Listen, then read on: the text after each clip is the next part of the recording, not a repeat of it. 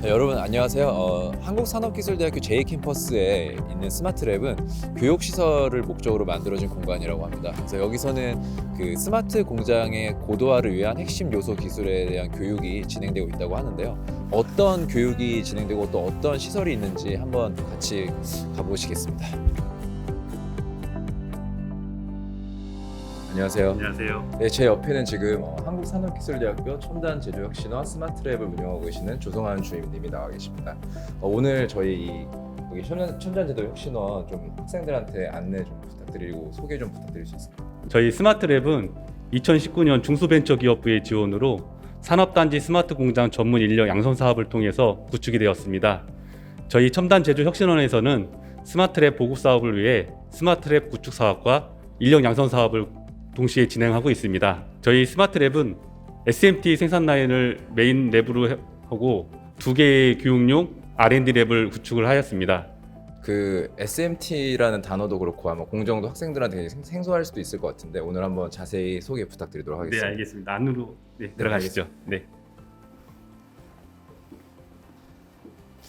여기 아까 말씀하셨던 SMT라는 게 있는데 간단하게 좀 소개 부탁드리도록 하겠습니다. 네, SMT는 서비스 마운티드 테크놀로지 약자인 SMT를 딴 표면 실장 기술을 이용해서 여기 보시면 그림과 같이 PCB 표면 위에 이런 IC나 이런 저항 칩 같은 거를 실장해서 납땜하는 공정으로 이루어져 있습니다. 실제로 여기 보시면 PCB 표면 위에 부품을 실장하고 그거를 이제 납땜을 해서 하나의 완성품으로 만드는 공정이라 보시면 쉽게 이해가 되실 것 같습니다. 아마 이 실장이라는 게 저기 마운트에 대응되는 것 같은데 좀 학생들이 알기 쉬운 단어로 좀 설명해 주실 수 있을까요? 실장이라는 기술은 부품을 올려놓다라는 개념으로 보시면 될 것 같고요. 그냥 올려놓은 상태는 불안정하기 때문에 그거를 이제 고정시켜주는 그게 납땜 공정이라 보시면 될 것 같습니다. 그런 기술을 이제 표면 실장 기술이라 쉽게 이해하시면 될 것 같습니다. 네, 알겠습니다. 그럼 여기 이동해서 이게 실제로 되는 공정 한번 보여주시기 바랍니다. 네, 그렇게 하겠습니다. 네. 제 뒤에 보면은 이런 어떤 로봇 같은 게 있는데 이게 뭔지 설명 부탁드리겠습니다. 요 로봇 같은 모습은 AGV라고 불리는데요. 오토메이티드 가이디드 비히클의 약자로서 일반 현장에서는 무인 이송 대차라고 많이 불리고 있습니다. 요거는 포터 역할을 하는 역할로 부품을 실어서 날라주는 그런 역할을 하고 있습니다. 아래 보면 이게 파란 선이 있는데 이 선으로 이렇게 이동을 하는 거라고 생각하면 될까요? 네, 맞습니다. 아까 말씀드렸듯이 가이디드가 이 라인을 따라다닌다는 그런 개념이거든요. 이 안에 파란색 테이프 밑에는 자석이 부착이 되어 있습니다. 그 자석을 따라다니면서 이동해서 움직인다고 보시면 될 것 같습니다. AGV 동작을 한번 시작하도록 하겠습니다. 우선 PCB 로더에 있는 장비에서 오토 스타트 버튼을 눌러주게 되면 바로 AGV가 동작을 하게 됩니다.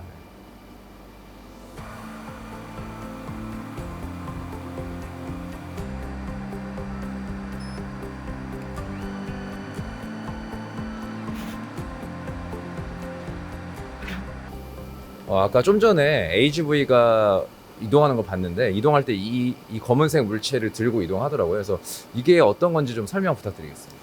이거의 정식 명칭은 매거진 렉이라 불립니다. 이 매거진 렉의 역할은 안에 PCB가 한 장씩 꽂혀가지고 총 50장의 PCB가 꽂히게 됩니다.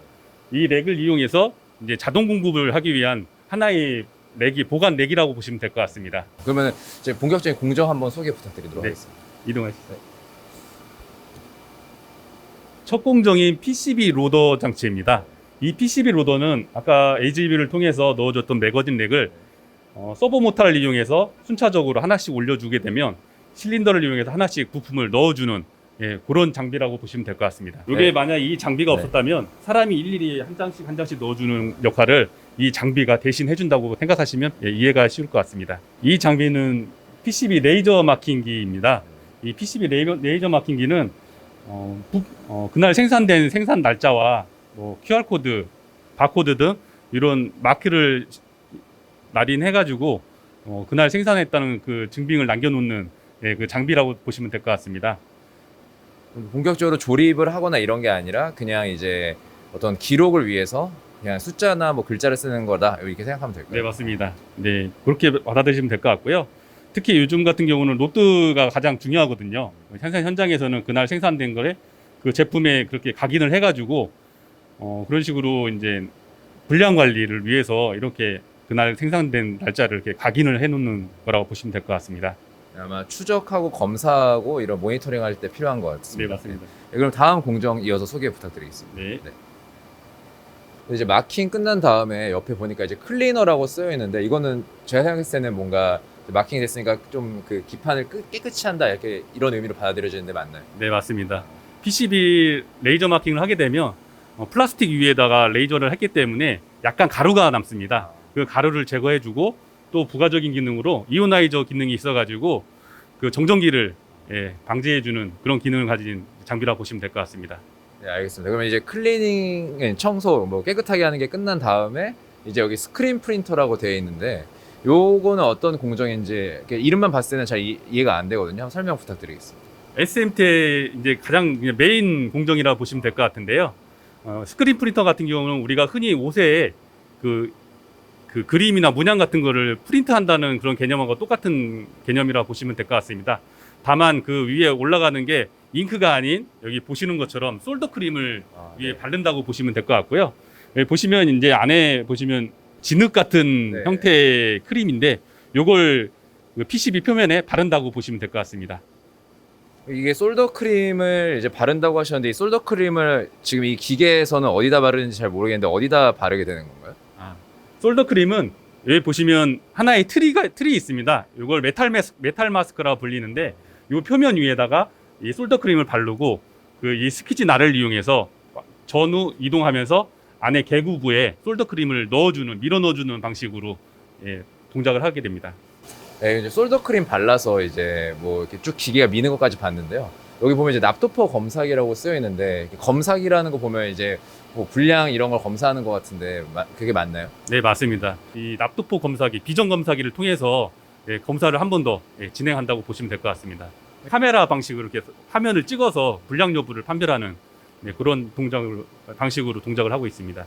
네, 알겠습니다. 그럼 여기서 이제 분량이 되면은 만약에 이제 뒤에도 기계가 더 있는데 그걸로 더 진행이 안 되고 멈추게 되나요? 네, 맞습니다. 알람이 뜨고선 이제 관리자가 와서 확인할 수 있도록 알람을 경고를 주게 돼 있습니다. 네, 그러면 이제 다음 공정을 한번 또 살펴보도록 하겠습니다. 네. 네. 네, 이번 공정은 어떤 공정인가요? PCB 표면 위에 솔더 크림을 바르지 않습니까? 네. 그 위에 이제 부품을 얹혀놓는 마운트 공정이라 보시면 될 것 같습니다. 아까 그 SMT 소개해 주셨을 때 말했던 그 실장 그게 맞나요? 네, 맞습니다. 실장이고요. 여기 보시는 게 부품입니다. 네. 여기 보면 안에가 저항이나 LED, 뭐 캐퍼시터 이런 부품들이 이제 하나씩 이제 위에 올려놓는 방식이라고 보시면 될 것 같습니다. 그럼 이제 드디어 기판 위에 뭔가 우리가 생각했을 때 생각하는 그런 칩 같은 게 놓여지는 이제 공정이라고 생각하면 되겠네요. 이제 칩 마운터 옆에 2형 마운터라는 게 있는데 똑같이 마운터인데 어떤 점에서 다른지 설명 좀 부탁드리도록 하겠습니다. 전체적인 동작은 똑같고요.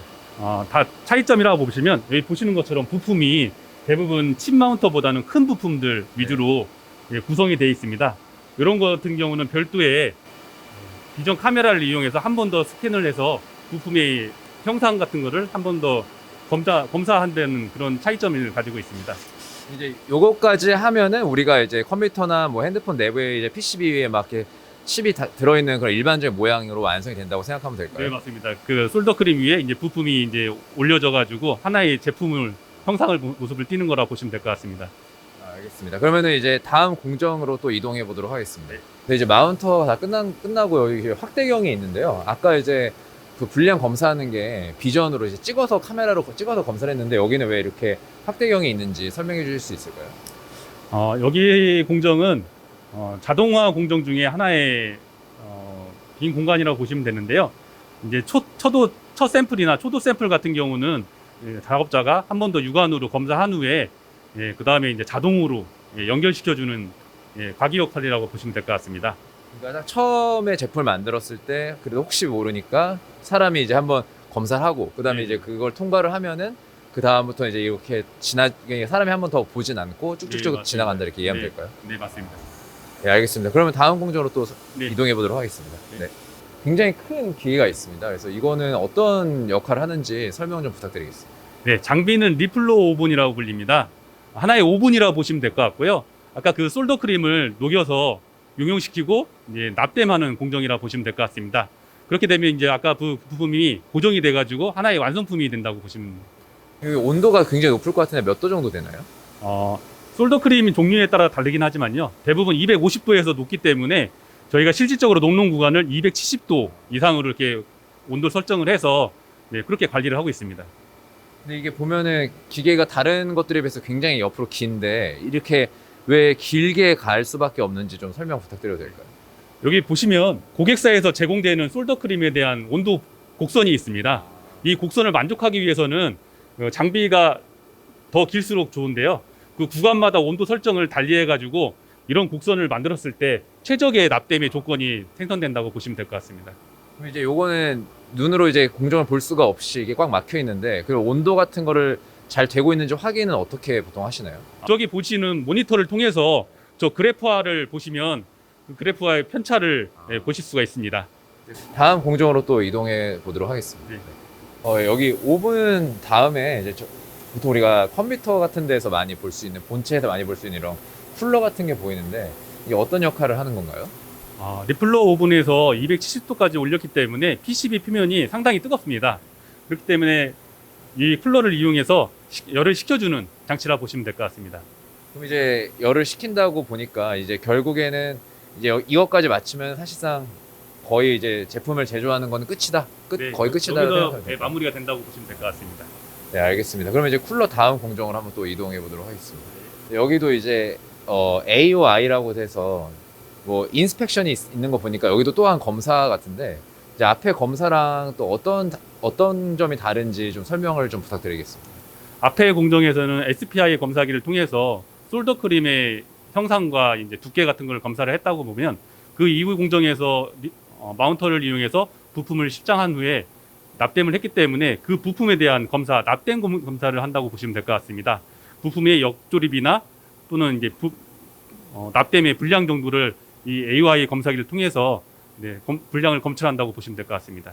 그래서 아까는 이제 카메라로 찍었을 때 위에서 내려다본 것만 보였는데 지금 이 모니터에서는 제가 아직 보지 못했지만 축이 3개가 있어요. 3차원이 있는데 여기서는 이제 앞에랑 다르게 3차원으로 찍는 이유가 있을까요?